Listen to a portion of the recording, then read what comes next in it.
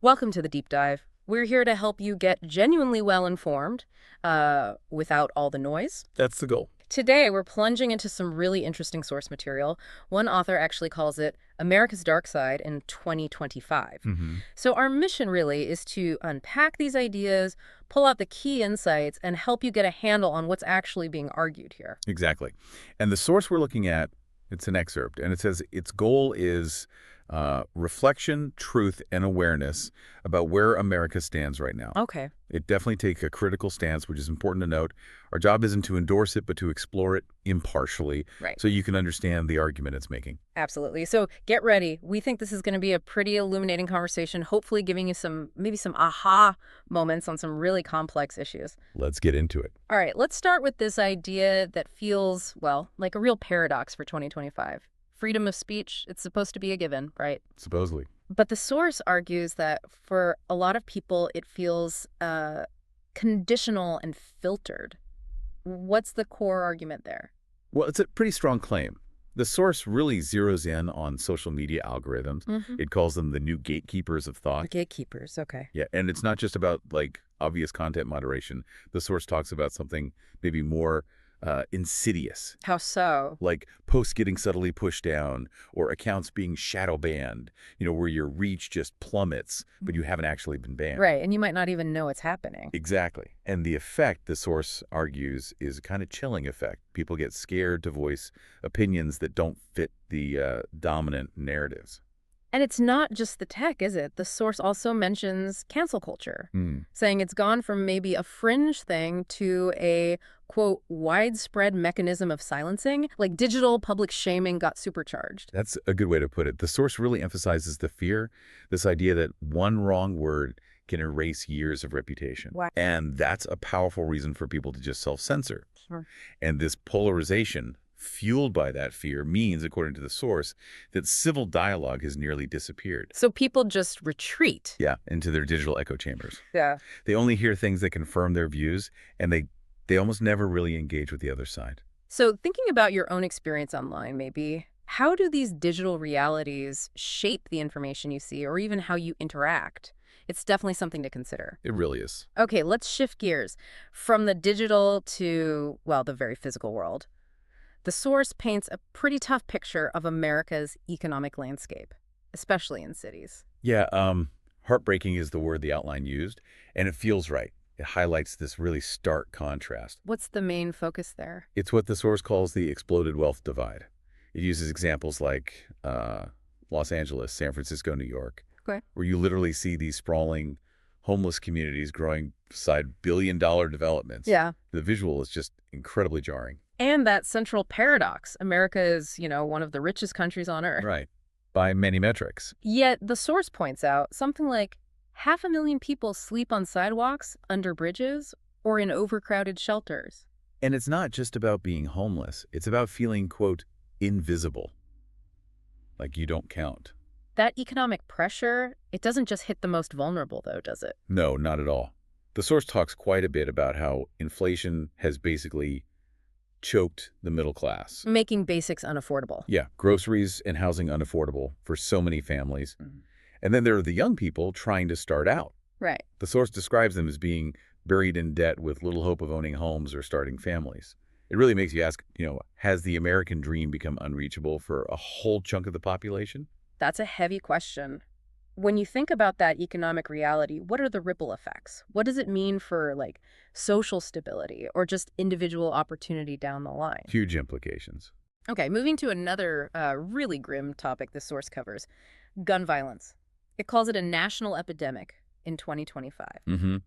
And the source stresses how disturbingly normal things like school shootings have become. Normalizing horror. Yeah. It shifted from being shocking news to this background hum of constant anxiety in public spaces. Yeah. That's the feeling it describes. And the source points out the frustration, right? The debates around gun control just seem stuck. Totally stuck in this never-ending political loop, is how the source puts it. Meanwhile, people keep dying. Leaving behind shattered families, traumatized communities. There's a nation numb. That numbness is Right, key. numbness. Yeah. And maybe the deeper concern the source raises is exactly that. The normalization of this violence. How does it illustrate that? It uses this really chilling image. Children practice lockdown drills before learning the alphabet. Wow, that hits hard. It forces you to think about how deeply this crisis is now just baked into everyday life. So, when a society gets to the point where it normalizes that level of violence, what does that actually mean for its long-term health? Its sense of safety? Maybe even its basic empathy? Typical questions. The source also dives into what it calls an overwhelming mental health crisis, saying more people are struggling with anxiety, depression, and loneliness than ever before. Yeah, that's a major theme. And despite, more people talking about mental health, the source argues that actual mental health care remains a luxury. A luxury? How so? Well, therapy's expensive.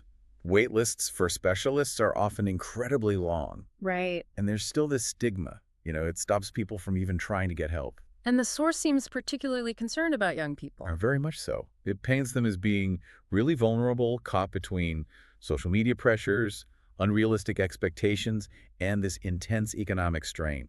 And it connects that directly to rising suicide rates. Guys, it's a bleak connection it makes.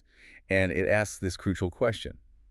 If it's such a crisis, why isn't mental health treated as a national emergency? Good question. The implication is there's still this culture of, just tough it out, suffer in silence. And the result? Well, the source argues that these unaddressed struggles often come out sideways in addiction, isolation, and sometimes violence.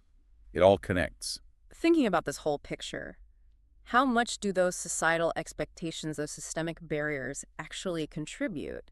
And, what can individuals even do about it? Feels overwhelming. Okay, one last major area the source gets into. This is a provocative one. The idea that democracy in America is being quietly hijacked by big business. Yeah, quietly hijacked. That's a strong phrase. It's about where the real power lies in 2025, according to this material. How does it say this hijacking happens? It lays out several ways. How big corporations fund political campaigns, how they actually help write policies. Write the policies themselves? That's the claim. And how they work to control the media narratives that shape how we all think about issues. It suggests a very direct influence. And it names names, or at least types of companies. It specifically calls out billion-dollar tech and pharma companies, suggesting they have more real influence than actual elected officials. So the average person's voice just gets lost. Drowned out, yeah, by what it calls profit-driven lobbying. It's a stark picture of democracy where the playing field isn't level at all. And this connects back to the economy too, doesn't it? Absolutely. The source contrasts how things might look okay on Wall Street, the stock market. Right.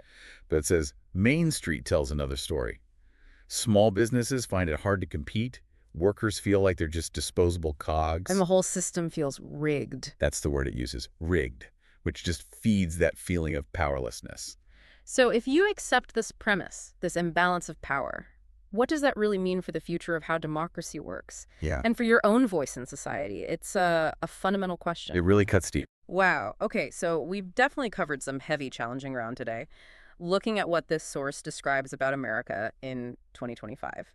Conditional freedom, that huge wealth gap, the gun violence, the mental health struggles, and this corporate influence. Yeah, it's a lot. It's pretty sobering stuff. But this source doesn't just leave it there, right? Amidst all these dark truths, it does offer what it calls a glimmer of hope. It does. And it's actually a pretty powerful message, I think. The core idea is that awareness is power. Awareness is power. Yeah. Change doesn't happen if people stay silent or unaware. It starts, the source suggests, when people begin asking questions, demanding accountability, and really pushing for change.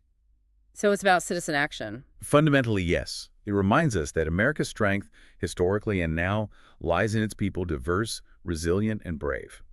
And it emphasizes the need to speak up, challenge systems, and crucially, support each other. Unity. Unity, exactly. Because, as the source puts it, change doesn't come from silence. It comes from truth and unity. Okay, so let's leave our listeners with this to think about. We've talked about all these massive, complex challenges. Considering that, how could this idea of unity actually play a practical role in tackling even one of them? And maybe more personally, what's one small step, starting right where you are, that could contribute even a little to fostering that kind of unity? Something to mull over. Definitely something to mull over.